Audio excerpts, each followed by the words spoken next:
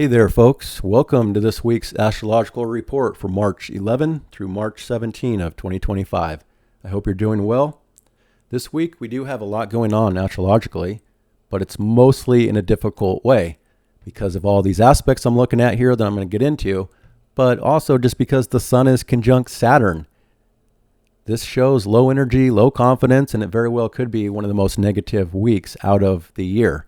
That doesn't mean that there can't be any positive events this week, especially for individuals, and it all depends on your personal transits as well. But generally speaking, this is one of the most difficult weeks for sure, and into next week a little bit as well. And that's because the sun is not only shining a light on Saturn, but it's also moving towards the north node of destiny, so it's going to be a fateful week as well. But also the sun will be conjunct Neptune at a critical degree by next week. So the sun is really shining a light on the most difficult degrees of the entire zodiac, the end of Pisces, the crazy of all crazies, and the chaos part of the zodiac. Plus, we have this lunar eclipse. We're in eclipse season, which is already wild card season, unpredictable. And in this case, this lunar eclipse building up will be at 23 degrees of Virgo, opposite Saturn as well. So both the lights will be wrapped around Saturn in an eclipse at the most chaotic place of the zodiac. So we know the world is going to be crazy, chaotic, and this is also shining a light on a lot of fear, a lot of worry, and just general negativity. So we have an opportunity here by knowing astrology. We can make sense and bring order to the chaos just by being aware, just by being conscious of what's going on here. So I'm going to do my best to help with that, to bring more understanding to what's going on and a time frame here because I think it's needed. And so before I get into the details of the week ahead, I am going to look at the bigger picture real quick. So I hope this will be helpful for some of you that are worried and fearful, but try not to get sucked into the collective noise and the collective fear and negativity this week and a little bit next week, because it is going to be quite severe, generally speaking here. All right, so with that said, I want to start with the economy. So the astrology is kind of showing us what's going on. It shouldn't be any surprise. I did talk about we were going to be going down during this time period. It is predictable. Now, trying to predict every single day if the market's going to be up or down, that's a little more challenging. And apparently this Mercury-Venus just isn't cutting it. It's not able to overpower this negativity of Sun-Saturn right now. But let's take a look at the bigger cycle of this Venus so we know what the economy is going to be doing, because Venus generally represents the value of things, including the markets, things like that. And of course, just looking at the chart right now, we don't have strong positions in the sky. And when there's not strong positions up in the sky, we're not going to benefit as much down here on Earth. So we see already Venus, one of the main planets that represent money and value and resources and all the good stuff of life. It's in a sign that it's not strong in. It's debilitated and it's retrograde. And this Venus is being ruled by Mars. Mars is also debilitated. It's no longer retrograde, but it's still in a difficult place here, being ruled by the moon entering an eclipse. So we have Mars in a weak position, we have Venus in a weak position, and Jupiter. So Venus and Jupiter are the two most positive planets in astrology. If Venus and Jupiter are doing well, then we're doing well. There's more money available. The market's going to be better. But in this case, Jupiter's been debilitated already, since last summer of 2024, and for a few more months before it changes here. But not only that, not only is Venus and Jupiter debilitated in this phase, but also we are in a Jupiter-Saturn square since 2024. And that square is still in place. And usually the Jupiter-Saturn squares, or just Jupiter and Saturn in general, their relationship with each other is going to really show the overall economy and what's going on. And so because we're in a square phase between Jupiter and Saturn, we're not going to be in the best economy until that square is over. We've already had multiple passes of that square, but we have one more that's going to be the grand finale and the ultimate change and turning point for the economy. And I'm going to show you the timing of this real quick before we get into this week. So I'm going to move this ahead, and I'm going to show you when things start to change. I'm moving this by the day, and I'm mostly focusing on Venus here. So let me back this up. So Venus is going to be debilitated all the way until it reaches the world point again here. And this is going to be by March 26th that Venus will, well, let's just say March 26, 27 there. Venus retrogrades back into Pisces. Now, this is where Venus is exalted. So once we get to the last week of March, there very well could be a little bit of a fluctuation in the market again. Now, it could be a little bit more positive. It could start going up. And don't get me wrong, even though the market is generally down in this phase, there's still going to be up days. You know, it's going to be going up. There's going to be a lot of volatility as Uranus is reaching the last degrees of Taurus this year as well, ruled by this Venus. But because Venus is in this bigger retrograde process, the markets, the economy, it's not settled until all these positions are settled. So even though there is a slight chance that we could be kind of in this low position for the overall markets, generally speaking, for the rest of March. And then there might be, I can't promise or guarantee it, we have to kind of be aware of this bigger cycle that I'm going to show you here. But things could start to improve a little bit, but we still don't have the greatest dynamics going on because Venus is retrograde, Mercury is retrograde, and it's about to enter Pisces again as we get into April, where it will be debilitated. And Jupiter is still debilitated, Mars is still debilitated here, even as we have this change for Venus. So I do think that perhaps as we go through the rest of March, it very well could be the bottom. I can't guarantee it. I'm still, testing all this out as well, but it does look like March could be the bottom. And then as we get into April here, and Venus is with Saturn, there's still going to be some really serious financial stuff going on here. It still probably isn't going to be at its best, but probably better than where it's at right now because Venus is still exalted. But what happens here is Mars starts to come back to the last degrees of Cancer by April and starts to form a trine with Saturn and Venus and Mercury and the North Node. And Venus will station direct on this full moon coming up here in April in Libra. That full moon will be ruled by this Venus stationing direct with Saturn. Venus now will be exalted and direct, but still with Saturn, there's still going to be some limitation as we're going through April. But it might be creeping up a little bit. There could still be some down days, but I think we're going to see the bottom here by March. And then April, it might be sideways a little bit, going up a little bit is what I'm thinking here, because we're still not in the greatest energy yet. But as we're moving forward, Venus will reach this critical degree again at the end of Pisces by April 29, and then by April 30, ingress debilitation again on the world point. And it's still in its retrograde shadow until it passes 9-10 degrees there. So even by April 30th, this is where it's going to be tricky to see where we're at, because Mars has improved by this point back into Leo. It's passing its retrograde shadow. It's opposite Pluto. So now Mars is in the clear from this point forward after we start that Taurus new moon cycle. But Venus still isn't great. Mercury's moving forward, though, out of the retrograde phase. And so it's possible that May into June could also have a few issues, even though I think it's still going to be better than where things are right now, because Mars and Venus are trine.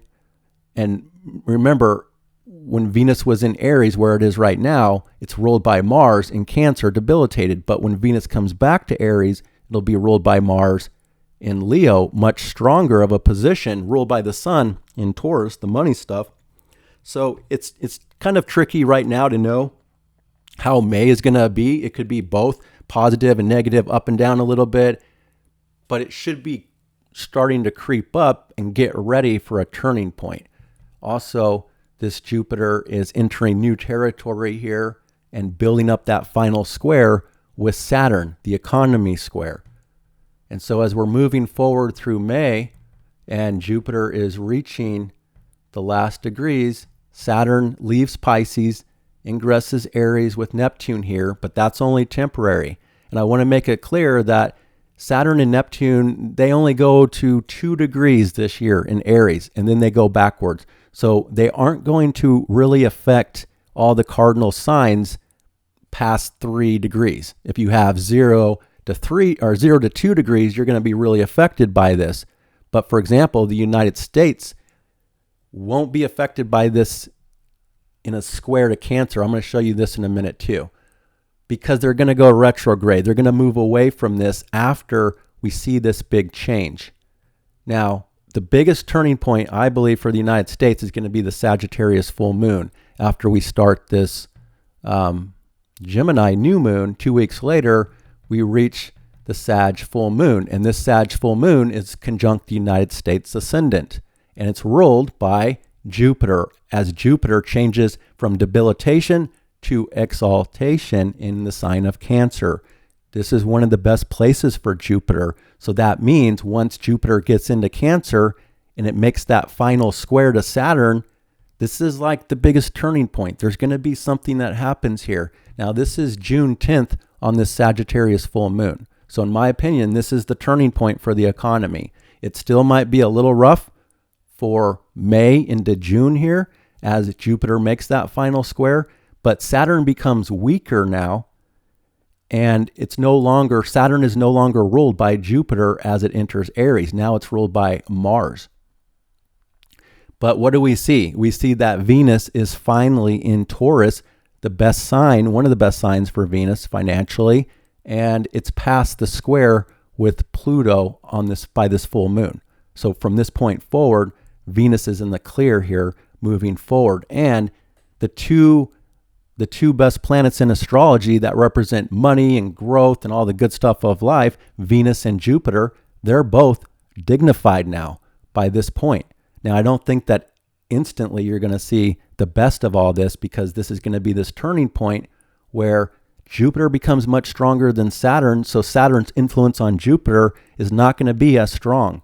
Jupiter can overcome this square, the economy issue, by most likely the Fed or a policy change or something happens most likely May into June here that will end up changing the economy, in my opinion, for the better now once Jupiter gets past that square with Saturn.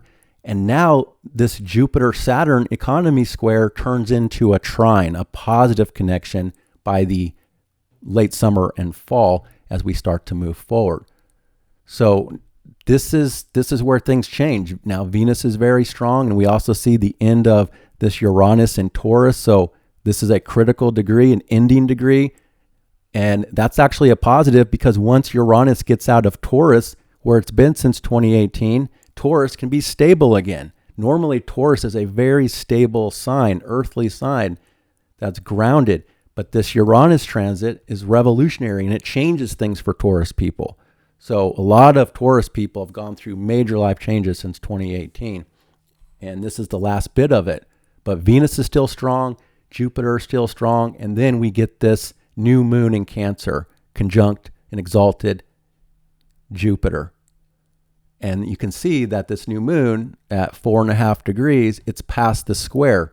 So it's picking up on a little bit of the square to the Saturn Neptune, but then it's going to be moving past that, and then these go retrogrades and move away from that. And everything starts to turn into a more cooperative, positive dynamic as we get to this new moon from this point forward. Now remember, a new moon doesn't show results instantly. These are the seeds that are being planted here in late June for the positivity that will come for the rest of the year.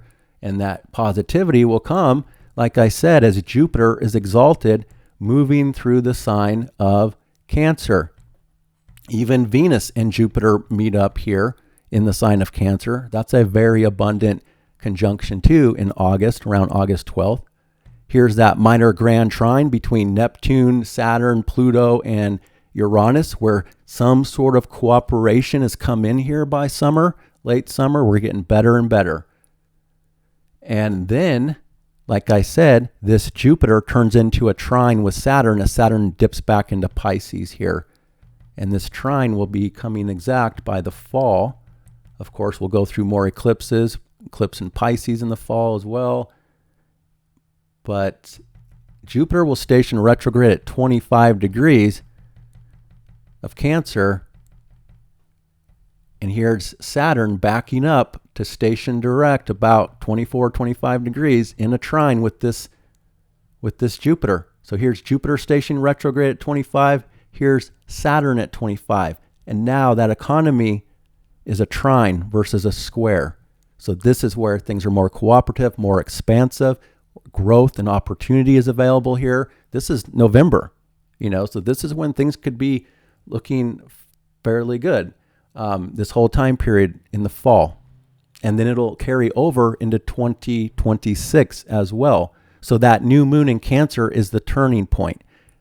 We're not fully into the new era, until 2026, because in the fall, these planets back up into their old signs a little bit. This critical vibe for the money as well. And even though Venus is debilitated in Scorpio, all this Scorpio aligns in a grand trine with Jupiter and Saturn and Neptune by the end of November here. So in my opinion, things get way better by summer and beyond. Well, if you're in the southern hemisphere, I guess it's winter for you. But basically by late June, July, August, and beyond, things are going to improve most likely. And it's not just based on that as well, because we can also take a look real quick at the United States. So here is the United States chart, the birth chart, and we're Sagittarius rising, ruled by this exalted Jupiter in Cancer, the best sign. This is why the U.S. is so abundant. Exalted Jupiter conjunct Venus and the Sun. And so as Saturn comes in here to 1 to 2 degrees, it's not going to completely square Venus and Jupiter this year. It'll go back to Pisces. And as I said, once we get to that new moon, that Cancer new moon is right on the natal Jupiter. So that means the USA is about to have their Jupiter return this summer, which is a time of growth and expansion every 12 years. Usually it brings the country together. It doesn't mean that negative things can't happen when Jupiter's in Cancer. Sometimes there can be crisis events that bring the nation together, but it's still usually a time of growth, expansion, abundance. More people are more patriotic usually.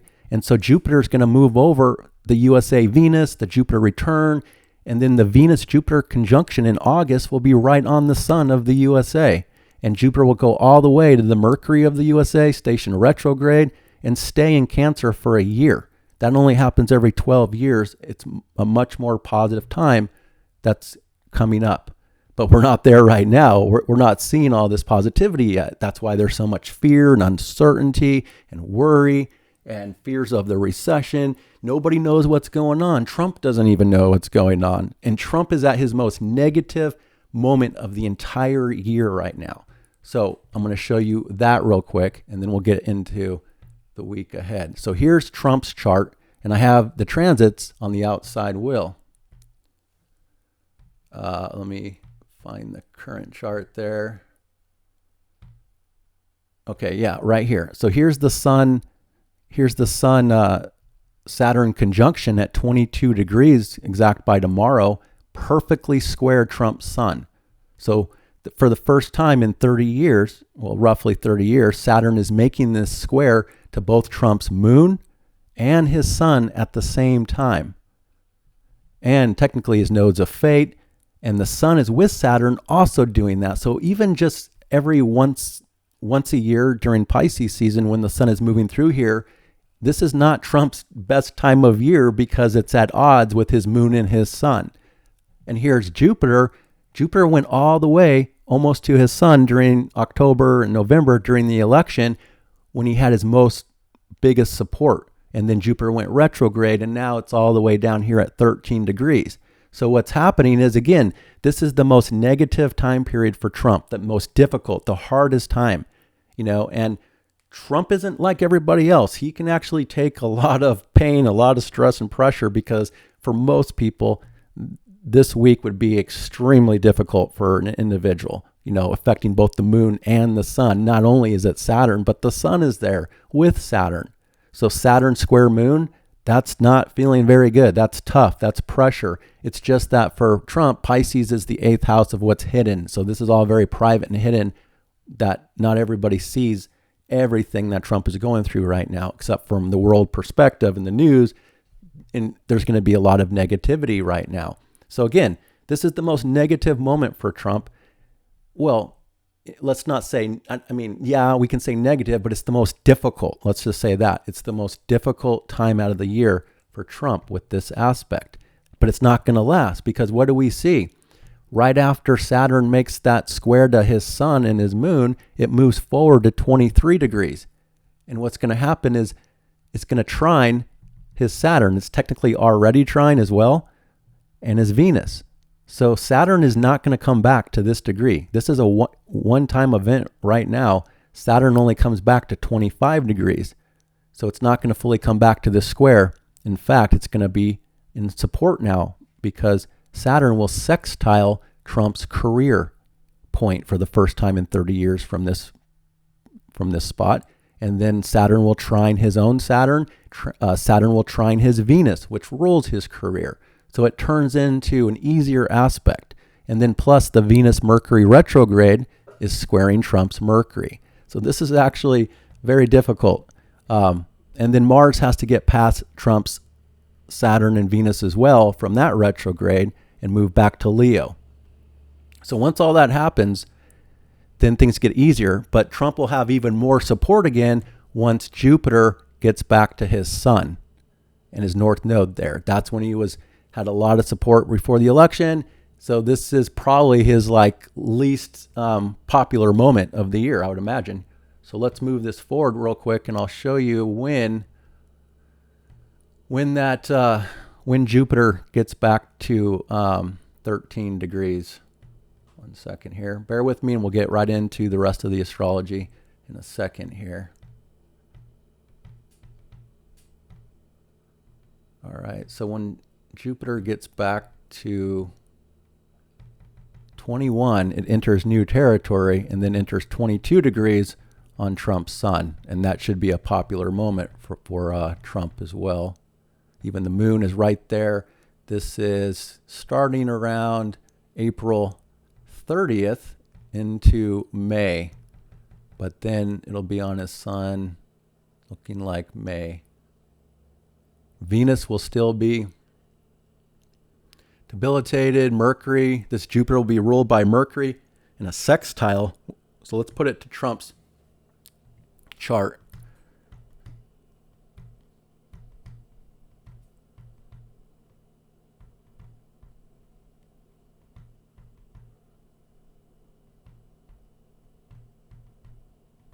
Okay.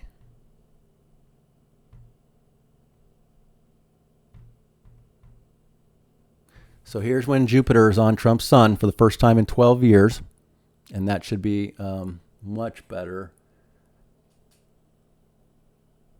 Still not going to be perfect with this Aries until that moves on too. But again, this should be much better for Trump than right now. And then he'll have his Mars return, and then Mars will move forward. So yeah, he should be doing a lot better by May compared to right now, when he has this super negative aspect going on with Sun, Saturn square him. All right, so I just wanted to give an update. When we think the economy is going to turn. Once Jupiter and Saturn are done with that square and they turn into a trine, late summer and fall and beyond. So that's what I'm thinking right now. That means, in my opinion, March could be the bottom. We could be in the bottom right now. And I want to say that this is a golden opportunity for people, for investors. This is the part of the cycle that we want if you're an investor, because when the news is talking about, oh, the stock market is great, that's when all the retail people come in, all the people that don't know a lot about the market come in. They're buying when it's at the top, and then they lose when we enter this new phase of the cycle. So this phase of the cycle, the bottom, is when you want to buy in because it's going to go back up 6 months to a year from now. So this is golden. This is a golden opportunity for people. It's just that you have to be careful right now. We don't know exactly when the bottom is, but again, based on astrology, generally it should be perhaps March here. I think there's going to still be some days that pop up and then go back down, so a lot of volatility, but still, it's looking like perhaps March will be the bottom. It could still be a little bit weird in April and May, and then something gets done with the Fed or whatever in June, and then we have that new moon in Cancer at the end of June, and the economy should start building. The market should start seeing better results by then as well. That's just what I'm seeing so far. So I'm hoping that will help you see the bigger picture and what's going on, making sense of the chaos and the confusion and the uncertainty that Neptune here is bringing to the world. So again, I'm not worried. I see the astrology. So what I'm trying to say is don't get sucked into the fear and the worry and the doubt and the confusion and the chaos and the mess and all the stories and the false realities, all the delusions, all the disillusionment that is happening this week and next week as the sun crosses over all these points. And then we get to the equinox. So all is well, but I will admit this is tough energy, especially if this is affecting your personal chart. This Mars has been beating the hell out of me. I actually got in a fight last week. Cops were called. I got in a fight with the mechanic. I mean, people are crazy. People are crazy out there. So avoid the craziness, avoid getting sucked into all the stories and the media and the distortions to truth, and just know the bigger picture that we're seeing here with the astrology. So with that said, let's get into all the details of the week ahead, and we can see what's going on here. Let me realign all this now. 1 second. Okay, we're ready to go. But looking at this aspect list, there's not a lot of easy aspects, folks. This is mostly all negative. There's like 5 or so easy aspects out of the whole week, and most of them are lunar, which only last an hour or two. So most of this week is very difficult, challenging aspects, unfortunately. So again, the biggest event is the Sun conjunct Saturn, Sun conjunct the North Node of Destiny. So again, it is a fateful week. Things that are happening this week will have a long-term effect on the future for good or bad. And then the main event, obviously, is this lunar eclipse in Virgo. I'll get into the details in this report when I'm going through the chart day by day. So if you're here just for the lunar eclipse, there's a timestamp in the description below. But I hope you'll listen to the entire report so that you can be in the know.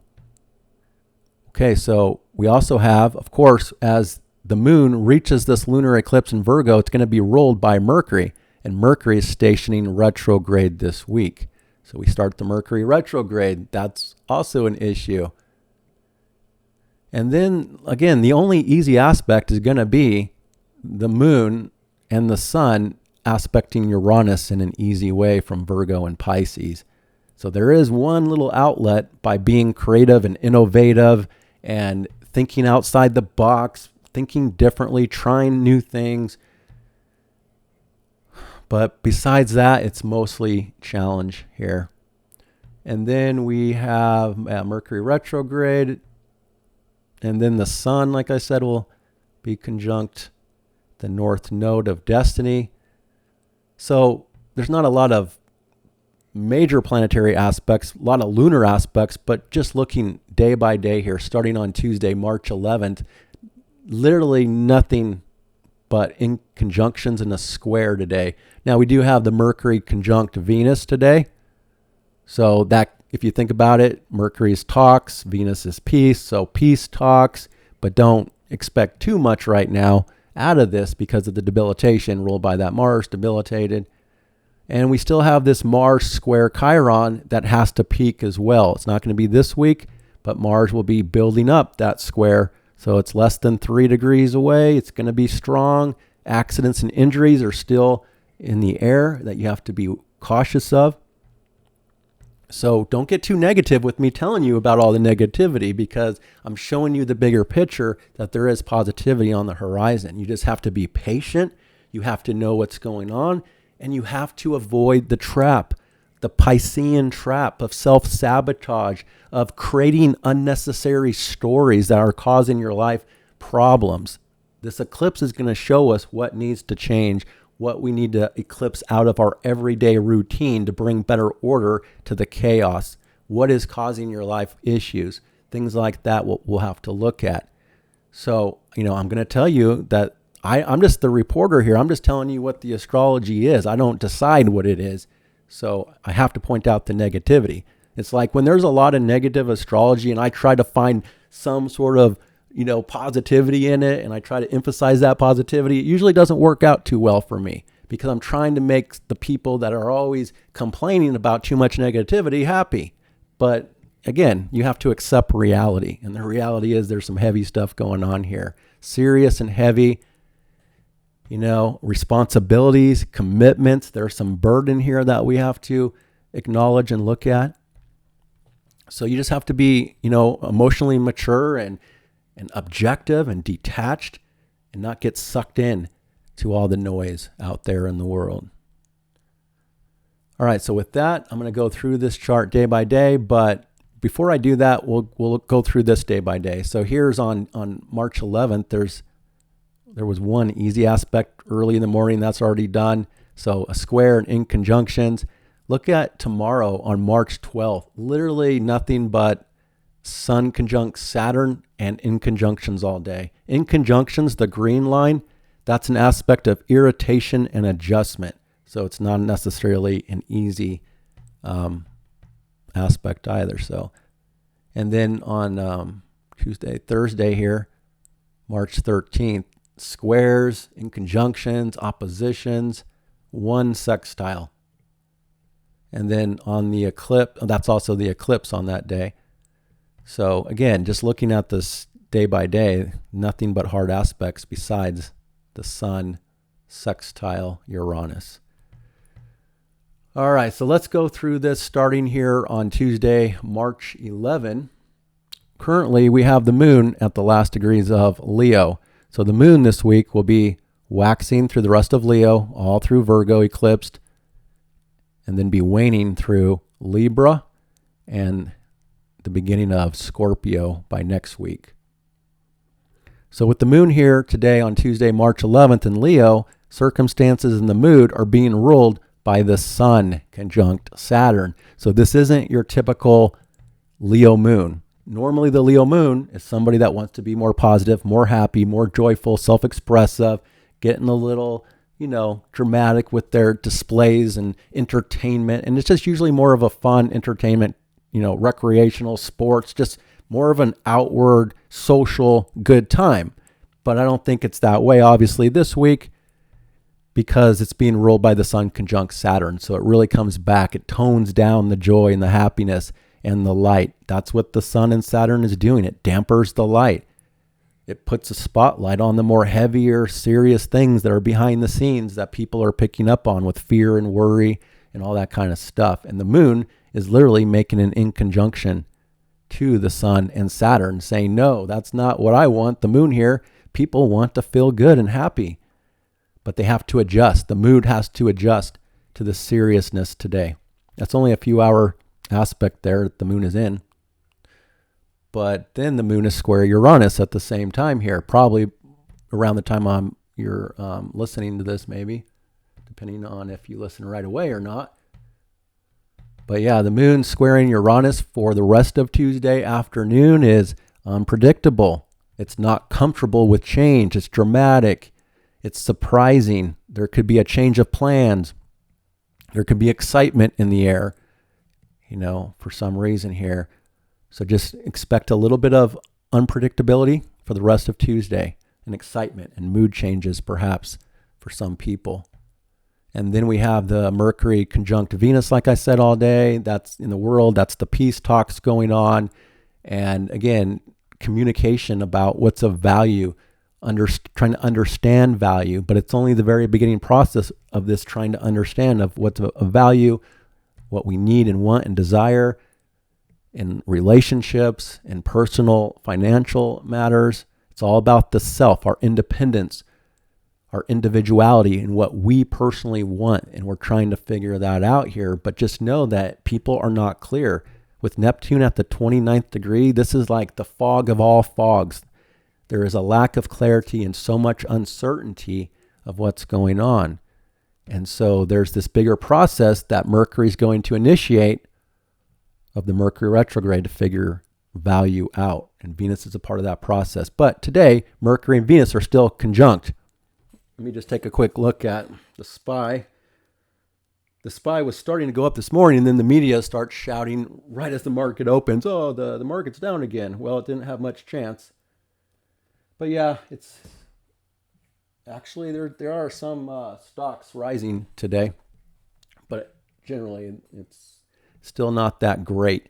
This could be a lot of times a good day for trading and buying and selling with Mercury conjunct Venus. It's just in this case, Venus is not that great, ruled by this Mars that's not that great. So this is more of a day of like exchange, going back, returning an item that you bought, things like that, reevaluating things. But there's still Mercury and Venus. There still wants to be a little bit of a nicer tone in communications, but there's still an edginess and an irritation most likely in the background. So I wouldn't expect too much out of that. In fact, last week I thought, Monday with Venus, Mercury next to each other, that maybe there could be a little bit of a pop in the market. But again, it's just, there's too much negativity being highlighted that's overpowering, the Mercury Venus. Now, it doesn't mean that the individuals can't benefit from this, because maybe you have a planet at 9 degrees of Sagittarius, a personal planet, the moon, the sun or something. Well, then this conjunction, it's technically 8 to 9 degrees of Sag. You would have a trine from this Venus and this Mercury. So for you personally, it could be a little bit better. Or if you have a Leo planet around 8 or 9 degrees as well, you get the trine. So the air, that'd be the sextile. So in some cases, there can be something beneficial from this conjunction, but I just wouldn't put too much into it based on how it's played out the last couple of days. All right, so moving forward, we have the moon at the end of today on Tuesday, making an in conjunction to the North Node of Destiny and this Neptune. So again, things start to get distorted again, irritation, adjustment all day long after the excitement of the moon square Uranus later on Tuesday here. So having to adjust how we feel about our future, where we're headed, trying to sort out confusion, uncertainty. This could be some distractions that are going on, pulling people into, again, some confusion or not seeing things clearly, trying to work it out. So be careful of how you feel the end of today on Tuesday. Be careful of, again, stories and distortions to truth and reality and getting sucked into all that. But then the moon moves through there and we're done with the aspects for Tuesday. We get to Wednesday on March 12 and we start things off with a change of energy. Now the moon has ingressed Virgo and the eclipse vibes are on from this point forward. So Wednesday and Thursday going to be really eclipsy type of energetics in the background. But right as the moon comes into Virgo now, it shows that the circumstances are now being ruled by this Mercury, which is stationary, getting ready to stop here. So it begins to highlight things for us. It's helping us see things. Remember, there's a lot of light on the moon. It's almost full at this point as it comes into Virgo. And it's reflecting all the things that are normally hard to see and understand that are behind the scenes. And so now the mood wants to get more practical. The mood wants to bring order to the chaos. And that's going to be a little bit of the challenge for the next few days, is how to bring order to the chaos, get more grounded, get more practical. So the mood starts to come into a position of people wanting to get organized, to understand the details better. But whatever starts to come out, whatever people pick up on from this point forward, it leads to needing to rethink or reevaluate or go back and complete and finish things that need to end in this whole Mercury retrograde process so that we can move forward later on.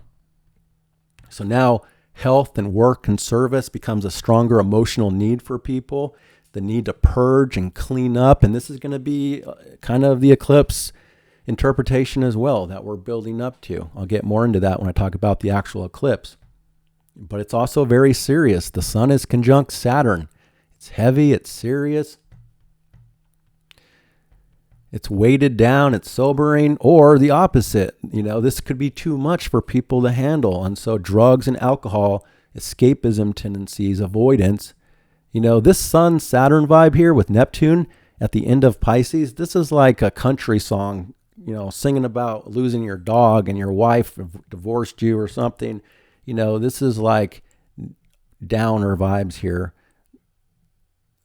Sad songs and stuff like that. So sad stories, people can be, coming up with their own imagination. And so that's the thing that I really want to say is like, you do have a choice of not getting sucked in to stories that are making your life difficult, and it's hard to see all this when we're in it. Everybody's confused. Everybody is uncertain. Astrologers, everybody has no idea what's about to happen in the world, whether they think they do or not.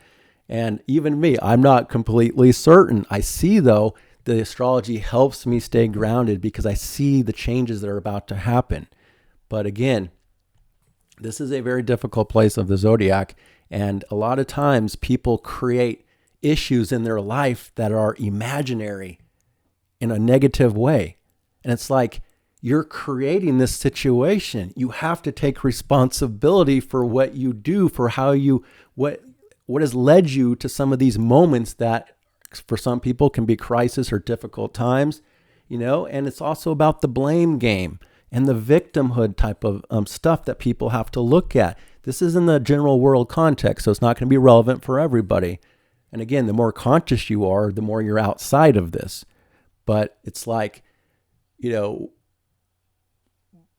we could be mad at other people for things, but ultimately we have to look at our own role in that, our own role in allowing things to happen, allowing other people to persuade us or deceive us, or all the things, the wrongs that, we could point fingers at other people about.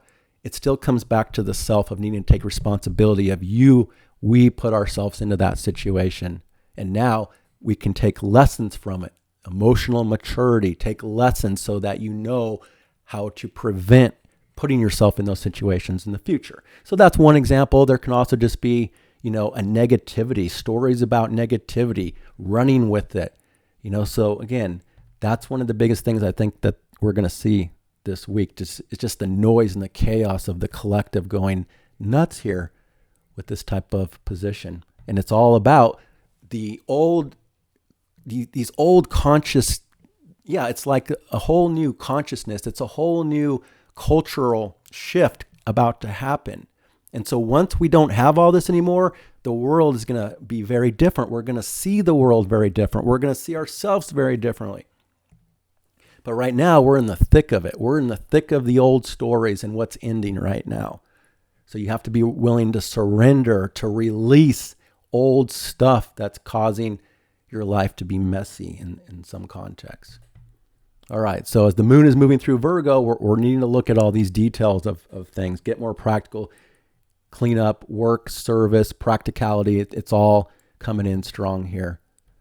But we still don't have easy aspects. The main aspect of the day on March 12th is the Sun conjunct Saturn. It's a downer vibe. It's heavy. It's serious. And again, not every Sun-Saturn conjunction is equal. We can have a Sun-Saturn conjunction in other signs that are actually quite productive and positive for structuring and building. It's just, this is different. This is an ending. This is the side of the zodiac that deals with suffering and misery and imprisonment. And then on the global level, Pisces is the institutions that are going through these changes as well from behind the scenes, that this eclipse is also connected to the workforce as well. So the main energy is just heavy and serious. So it's not a time for high confidence. It's not a time for high energy, generally speaking. You have to take care of yourself. Health is going to be a major issue with this eclipse as well. And the moon in Virgo is picking up on health concerns as well, shining a light on health concerns that are normally hidden and hard to see. Sometimes those physical health concerns can be actual psychological issues that are causing physical health, mental health, psychological health, emotional health, spiritual health. These things matter as well when it comes to physical health that we have to also look at. And when it comes to psychological and mental health, a part of getting better is letting go of old stories that are delusional, that are false, a false reality that's ending.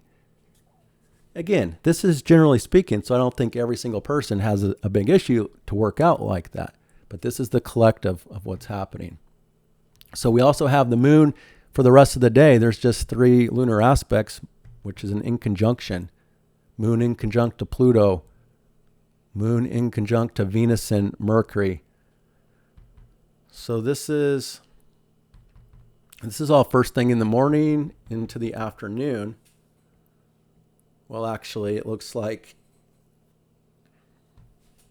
it's going to be evening here on the West Coast when the moon is in conjunct to Venus and Mercury. So the mood and the feelings are having to adjust to this communication, this talk, which wants to be on a nicer level, although it's still quick and engaging with the Mars side of it all, Aries to the Mars side. But the mood is not on board with the communication, basically, and the social dynamic here on Wednesday evening. Wednesday all day, let's just say. Wednesday night for other people, early morning hours for Europe. And then we get to Thursday, March 13. The moon is halfway through Virgo, building up to that eclipse. Eclipse vibes are still strong and in the air. A lot of unpredictability, surprises, wild card vibes. It's craziness. It's eclipse. And it's bringing emotional energy to fullness, but it's going to be eclipse. So it's a little bit of a darker energy than a normal full moon. It exposes what's hidden. It exposes the dark so that we can make sense of it, clear it out, and purge. But as we start the day, the moon is square Jupiter. So this is going to be the overnight hours really. So it's not going to be the main energy of the day. But moon square Jupiter, things start off with things being over amplified. The moon in Virgo shows that people want to narrow the focus, get down to the details, but there's too much noise. There's too much information or details to sort out in this moment. It can also just show people's mood is amplified for good or bad. It can show people generally need or want something very strongly, but it's not necessarily easy to be fulfilled in that moment. So be a little bit careful of too much. This square is being ruled by Mercury, and Mercury's getting ready to stop. So it's amping up things here in a little more of a challenging way. But then we have the one easy aspect for the entire day, just real quick, a couple hours, and that's the moon sextile Mars for first thing in the morning here. Or it looks like afternoon. Okay, that's where that easy aspect comes in. This is 12 to 1 o'clock hour on the West Coast here, so Thursday evening for other people, Thursday night, depending on where you live. But moon sextile Mars, there's a need for activity here, sorting things out. It's almost the eclipse. It's literally almost the eclipse about to happen here. But it's not quite there until Thursday night. So right before the eclipse, there's this opening to be active, to be taking care of business from the home, the family, the property, work, service, and health life. And then the moon opposes Saturn, and we enter this eclipse, and things get pretty heavy. Let me just align it, and I'll talk about the eclipse from this point forward. I do have the eclipse chart as well. I'll pull that up here.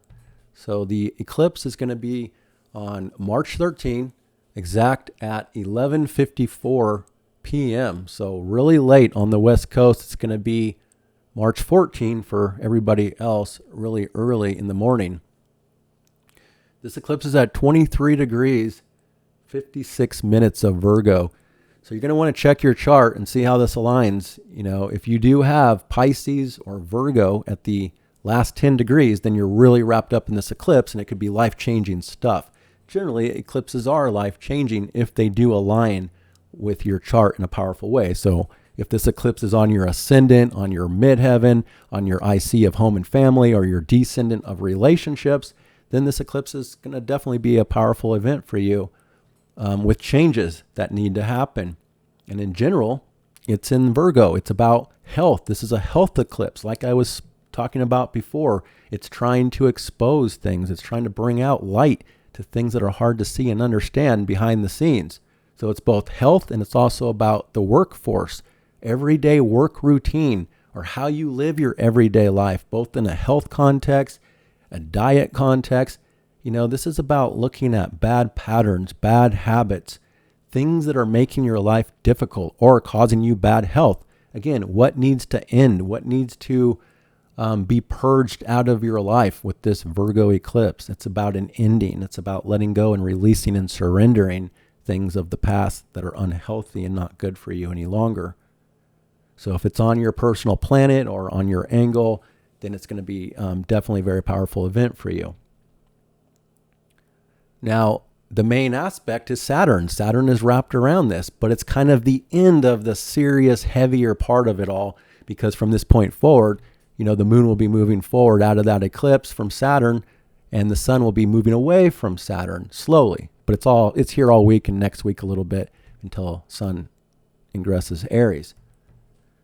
But it's kind of the turning point of the most heaviest time right now this week, the hardest week probably. It's all kind of this big turning point from this point forward on Thursday night into Friday morning.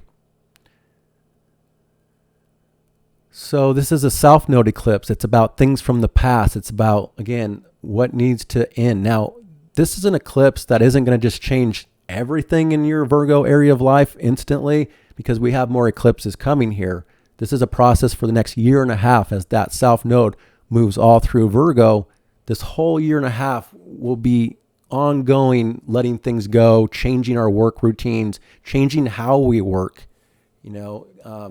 Again, needing to get down to the details of our life and reorganize things, purge things that are just unhealthy, patterns, habits, things, possessions, whatever the case is.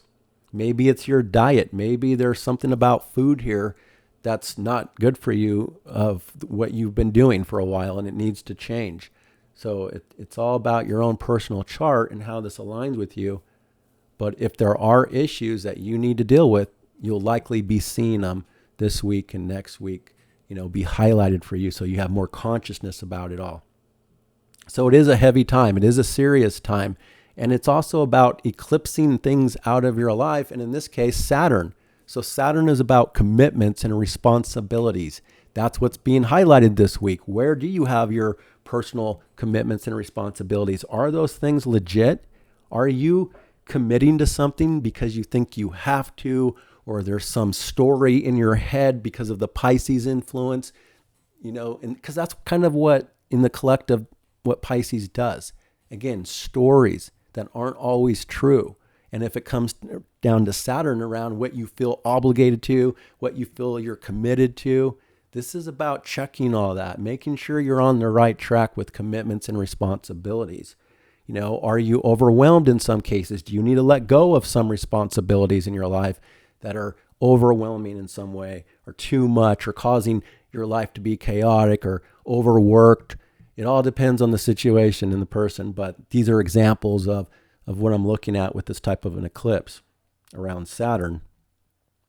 It could also be the other way around. It could be having to look at commitments and responsibilities that you must commit to, that you must acknowledge and understand and look at for the future in some way. But it all depends. Some are true, some aren't true.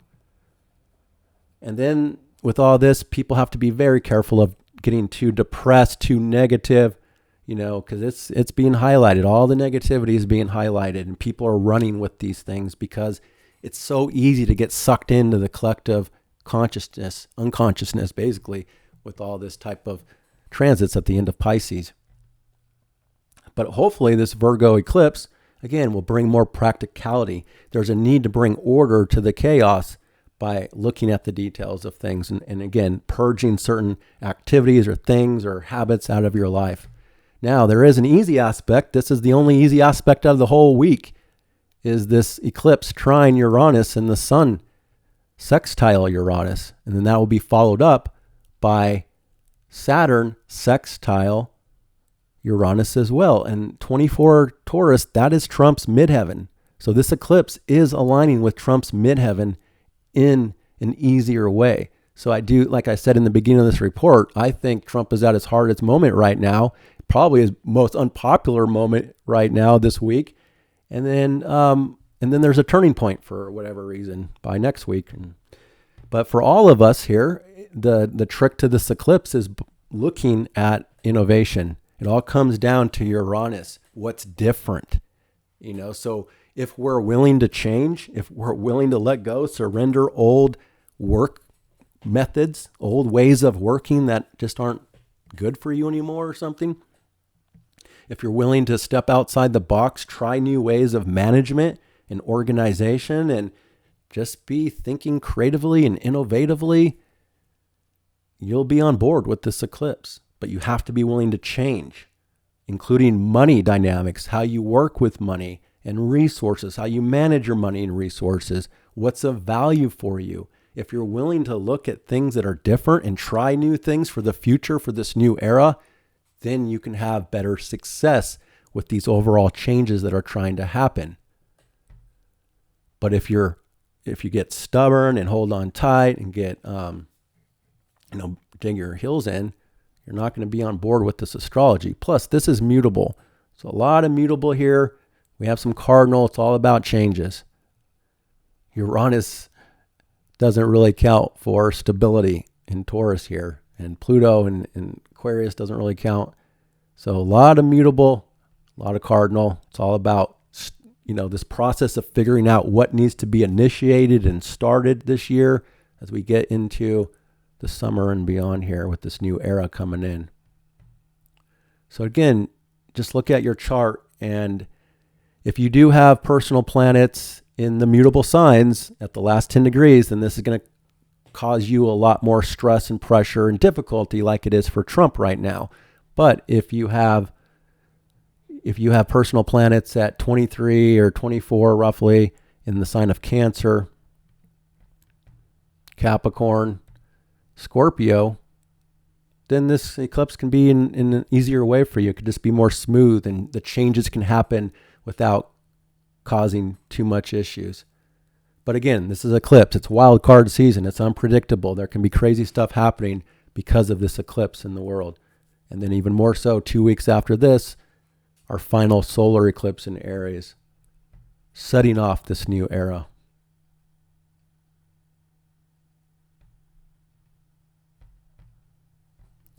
All right, so that is how I'm looking at this eclipse. Just get ready to put things in order after the crazy week showing you of what's messy. And then I want to emphasize the health a little more. I really feel like these are health eclipses this year for people, and there is a really strong need to change your health routine and your health patterns and avoid escapism, avoid alcohol and unhealthy drugs that just take you away, and you avoid and procrastinate, avoid all that unhealthy stuff and get the job done, take care of business, do what you have to do, and things will turn into an easier phase after that. All right, let's continue on here. Let's go back to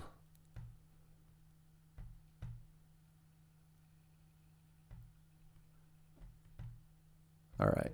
So that is Thursday. And then we move this forward and we get to Friday on March 14th. It's still eclipse vibes. The moon is crossing over the south node, a symbol of letting go, release. We're not always completely satisfied when the moon is conjunct the south node, and now things are getting a lot more sensitive as well, because the moon next to the south node can be very sensitive, but also the moon opposite Neptune now.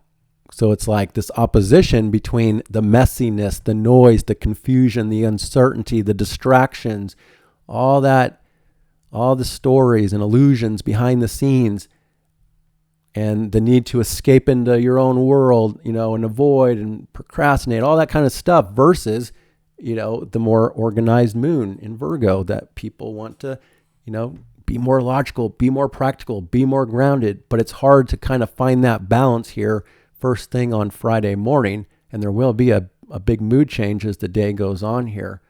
But there's a lot of sensitivity. This is also, in some cases, about cleaning up the mess too. That can be storm mess. This can be, again, some storm stuff, water stuff going on here.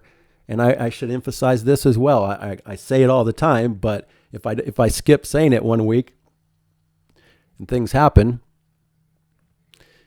a lot of people forget that I reminded them beforehand. But this Neptune at this critical degree is major weather and water events and flooding events. There was that cyclone in Australia last week, I heard, and other storms and stuff going on here. But again, this could increase.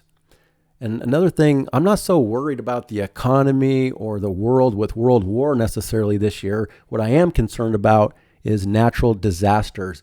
I really think that as Saturn meets up with Neptune in Aries late spring here and early summer, there could be some sort of a big natural earth event.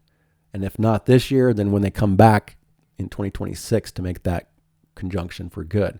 So we're entering a very dangerous time for natural disasters in new ways in this new era. But in the meantime here,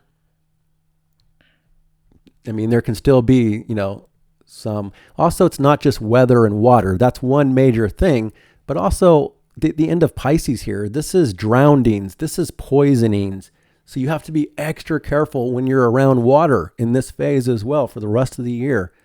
Be very careful around water, especially by the summer when people are in recreation and everything. Now, Neptune will be in Aries by that point, but still, from this point forward, people need to be careful of drownings, of poisoning on different levels, food poisoning, literal poisons of any kind, and then also fumes and chemicals, or even, you need to be careful of, gas leaks in the home, gas explosions, oil issues. Neptune kind of shows a lot of that kind of stuff. And then, like I said, Navy events or ocean events. We just saw a tanker got hit, a collision at sea. Neptune kind of has that connection to oil and gas and fumes and all that kind of stuff. So you have to be extra cautious of your home. Make sure you don't have any leaks or anything like that. This is generally speaking, so most people won't, but there's going to be people that do get wrapped up into those kind of dynamics. All right, and then the moon will be changing signs here. Now, this is technically the day when the moon was, sextile that, or trine that Uranus, and sextile from the eclipse, but it's on the eclipse and March 14th a little bit as well. But then the moon moves past that after the conjunction with the south node, after the opposition with Neptune, then it enters Libra here. And this is by noon on the West Coast. Now that the stupid time has changed. That's there's so many things I love about Arizona, and that's one of many things is in Arizona, the time never changes. We keep it solid all through the year. And there's a lot of other great things about Arizona as well. But now the moon is in Libra here by Friday afternoon, a mood change, changes to circumstances and needs. And now the circumstances and the mood is being rolled by Venus in Aries. Mercury's retrograde, stationing retrograde on this day as well. So as the moon comes into Libra, now the moon is showing that people are more interested in compromise, in diplomacy, in communications with relationships and social dynamics, and trying to be more fair and compromising and, all of that.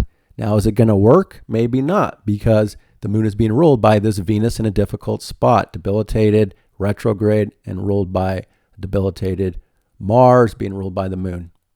So it's the moon, Venus, and Mars all have this loop as the moon is going through Libra for a couple of days. So it just creates a stronger emotional need for relationships and social activity and other people in general, or starting to weigh things out. Look at, it's the scales, starting to look at your life in a more objective way, balancing things out, being more objective and intellectual about things. And as the moon does come into Libra, it starts to pick up on that trine to Pluto in the group and the community as well. So kind of this mood that gets empowered as we come into Friday afternoon, Friday evening. And Mercury stationing retrograde, so everything about Mercury becomes very strong and powerful around the eclipse and after the eclipse, because when a planet is stationary, it's closer to the Earth, it's more powerful, it's more emphasized. And so communication, information, mental stimulation, and it's quick and it's changeable because of Aries here. The mind doesn't stay on topics very long in Aries, but it's fiery and passionate, but Venus adds a little bit more, toning things down to be overly aggressive in most cases. But the moon is still building opposition to that as well. So there'll still be kind of this opposition building between the self, your individuality, what you want, what you need, thinking about the self more than others in this phase. And on the global level, it's countries. They need to think about themselves. This is a new era about the self, about our individuality, our freedom, and our independence on the whole global level, on individual levels too, and on nation levels. And so there's a need to come back home to self, to make the self a priority. And also in this phase, think about others and try to find that balance, that harmony with others. But still, it's still all about what we want, our own personal desires more than others in this particular phase. But it definitely brings up relationship stuff. And then, the last aspect is the trine from the moon to Pluto, that social connection. Mercury is retrograde from this point forward now. So if you have a personal planet at 9 degrees, you're really being affected by this year, the first half of this year, and what's going on, because Venus went retrograde there, Mercury goes retrograde there, solar eclipse is right there. And that's literally my 4th house of IC.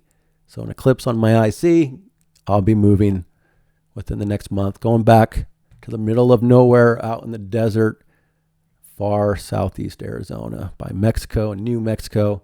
I've just decided that's the place for me because the world is crazy. California is crazy. I understand why I left now.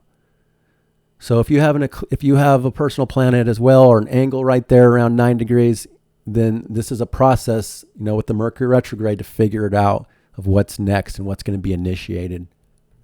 And then, like I said, you need to be more and more careful as the days go on because of the Mars square Chiron again, building up accidents and injuries and conflict. And then also this Mars, somebody mentioned something about Syria in one of my comments. The Syrian thing with the rebels and taking over Syria and all that, that's connected to the Mars retrograde cycle.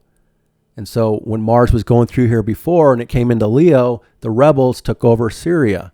So now as Mars is back in this position, it's kind of bringing back that vibe. But this time, I guess it's the Syrians that are attacking the rebels.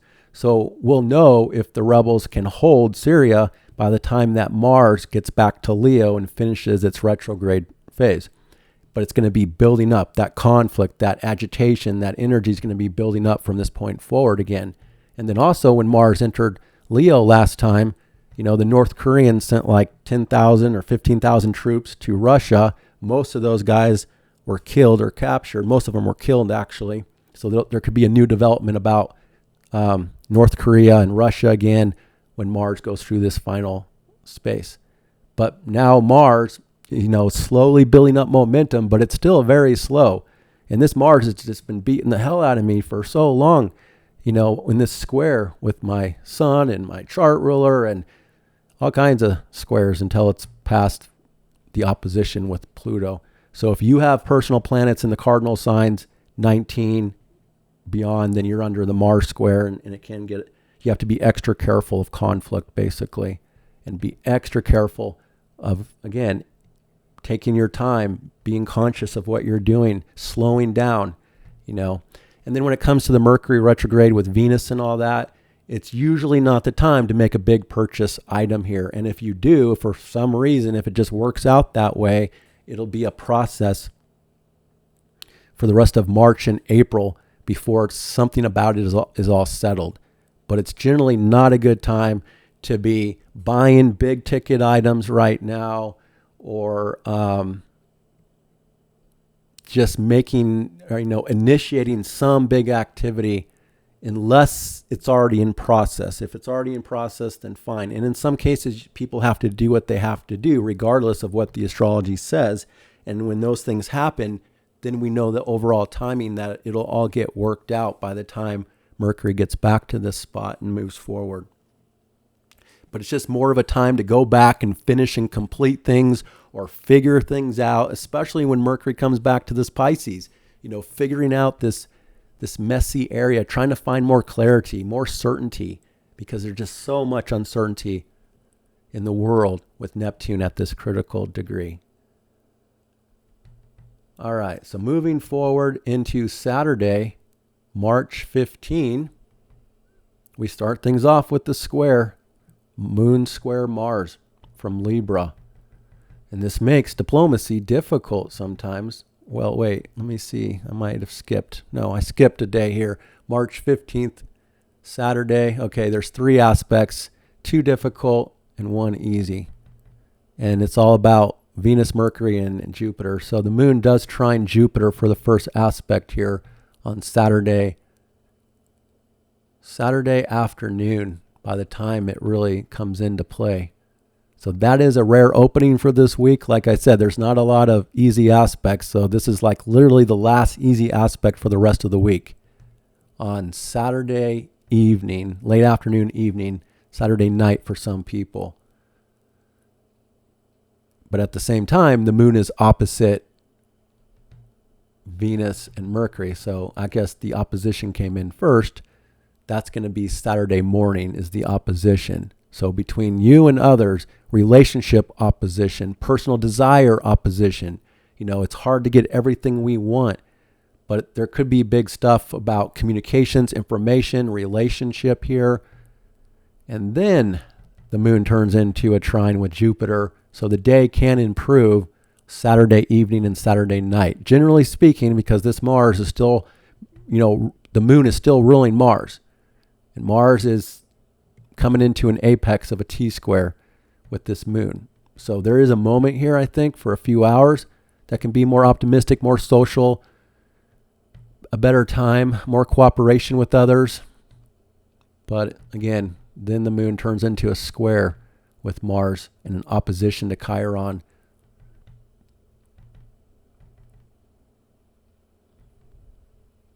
But that's the next day. That's going to be on Sunday, March 16. We start the early morning hours, overnight hours with the moon square Mars, that emotional tension, frustration, agitation, impulsiveness, and this tension between relationship, home and family, and self, generally speaking, because Mars is at the apex. So home and family relationships could go through some tension here, or on other levels, there could be some conflict around with families or homes or property. This could also stir up something about the border or immigration stuff here on Sunday as well. But just check yourself. Make sure you're not overly impulsive. Be careful of getting agitated. This can show women are a little more agitated. Mothers are agitated. But the moon in Libra wants to be more objective and intellectual about the matter. But Mars is more of this emotional component to it all.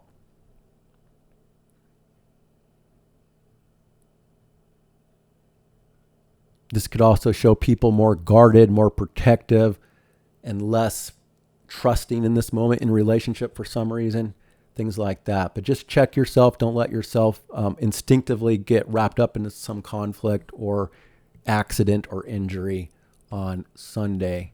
So Sunday is a little bit of a critical day for that. I'd be very careful on Sunday of accidents and injuries or other social conflict, relationship conflict, home and family issues, things like that. And then we get to, for the rest of the day, Mars, the moon square Mars sets off everything, the moon opposite Chiron. And then for the rest of the day, there's 5 in conjunctions. So the moon is at odds with everything from this point on. So relationships are struggling, generally speaking. Now, there's exceptions. If you're engaged in some important relationship, even if it's going well, it's not for sure right now until Venus is done with this overall process of the retrograde. But it's still an important time of working something out about relationship for good or bad, no matter how it's going. But in this particular case, generally speaking, relationships are struggling here. Diplomacy is struggling. Now, there is these talks, this peace talk thing. There's a potential that there could be some big turning point based on the eclipse, when it comes to a peace deal or something. I just don't think that we're going to have a solid understanding of a peace deal or literally seeing it all until the full moon in Libra around, the middle of April. So I'm thinking the last 2 weeks of April, we could see a peace deal, but you never know. It's possible it could come in with the eclipse and Venus, Mercury and all that. But the fact that they're both retrograde, I just don't think it'll be certain, even if something comes about from it this week. Because there's still this emotional need to find the peace and the balance and the harmony, despite the tension, the adjustments that have to be made. So there's a lot of adjustments for most of the day on Sunday, some irritation and adjustments, but it's mostly social and relationship context. All right, and then we get to Monday on March 17. And again, it's nothing but difficult aspects all day long and a big mood change as the moon ingresses Scorpio, debilitated here. And as the moon comes into Scorpio, it's now ruled by Mars. And there is a mutual reception, however, between the moon and Mars. So it's much more emotionally intense. But with the moon in Scorpio, generally people are more private about things. They're trying to control emotions and feelings. They're trying to generally manipulate circumstances from under the surface covertly here, trying to be in control of their own emotions. Generally speaking, people don't want to be exposed here. It's hard to know how other people are feeling because it's a very private, deep area. And in some cases, it can be this emotional need for deeper levels of connection and intimacy. But as you see, the moon is not on board with this Venus and this Mercury. So it's not going to be easy to get deep intimacy during this moon phase in Scorpio. Moon in Scorpio also brings up more energetics about financial matters, markets, investments. So this is next Monday. Still pretty early. Markets aren't open yet. But, this is where, because the moon is debilitated, feelings, the mood, comfort level, circumstances generally is not going to be at its best until it aligns with late Pisces. Then things will smooth out. But remember, as the moon comes into Scorpio, it also has to square Pluto in Aquarius, the new power dynamic within group and community, and then the new power dynamic within technology, tech, and corporations. But it's also groups of people that could go through some turbulence here as the moon squares that from Scorpio. The moon in Scorpio also brings up sometimes issues of death and loss and transformation and just crisis things and deeper things, that people don't always feel comfortable about. It can bring up issues that are taboo, as well. But it's still more of an inward, private placement. And now we have a lot of water here. So water dominant, it's emotional, it's sensitive, it's inward, despite Venus and Mercury in fire. So then the next aspect will be the moon square Pluto. Circumstances are going through a forced change, a forced transformation, power struggles from below the surface to these group and community power moments here in Aquarius. So I would lay low. I would try to avoid having to deal with anybody or doing something when this aspect is exact. This is on Monday. It's 8 a.m. on the West Coast, so 10 o'clock on the East Coast. It'll be afternoon, evening in Europe, the UK there. But just translate the time. Let me check if the time changed in the UK. 1 second. What's the time in the UK? Time in the UK. The time in United Kingdom is 6:41 p.m. 6:41.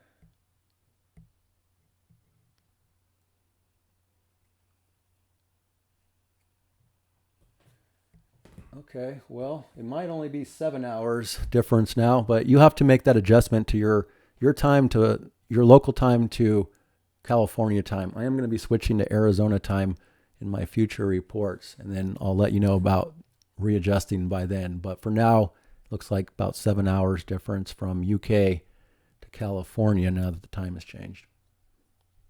So again, this is about 8 o'clock. Check the description. It'll have exact time, and you can adjust it.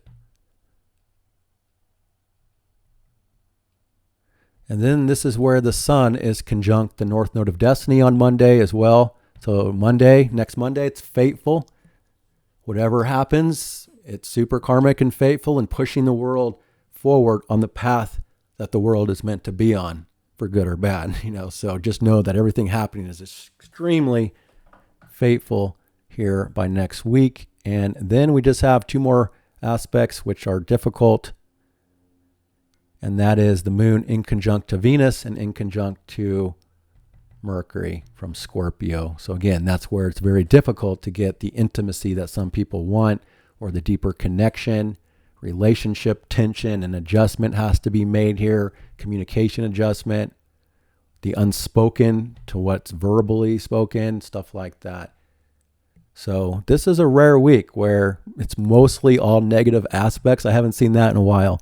So again, it's a negative week. That's okay because it's only temporary, and it's to be expected with the end of the zodiac here. So just be willing to let go, release, change, surrender, prepare for the new, work on health matters, organization matters, all these things this eclipse is going to stir up for changes. So something's coming to a head. We're at a turning point. Something's about to change this week and next week. And then next week, the sun will be conjunct Neptune. Things are going to be at their craziest, as we come into Monday and Tuesday, actually. Let's give you a quick heads up on Tuesday. Yeah, the sun will be at a critical degree with Neptune here by Wednesday of next week, and then ingress for the equinox and a change of season, which will be much needed by that point. So again, this week and next week is literally the craziest out of the year at the end of the zodiac here with the sun. So don't get discouraged. Don't get sucked into the collective nonsense and chaos and distortions of truth and reality and all the old stories. It's not about hanging on to them. It's about letting them go so we can write new stories for this new era. But that's what I have for you, folks. I hope that was helpful. And I wish you the best this week. Take good care.